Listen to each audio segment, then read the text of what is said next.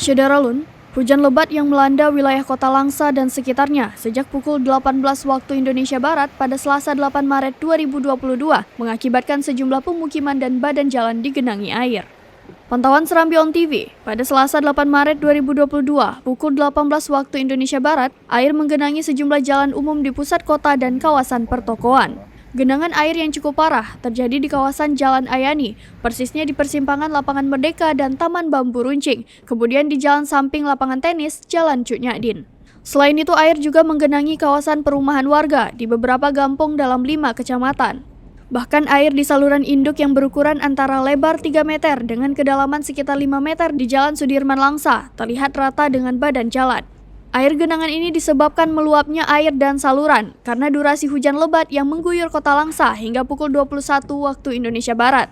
Sementara pukul 22:30 waktu Indonesia Barat, intensitas hujan mulai menurun atau gerimis.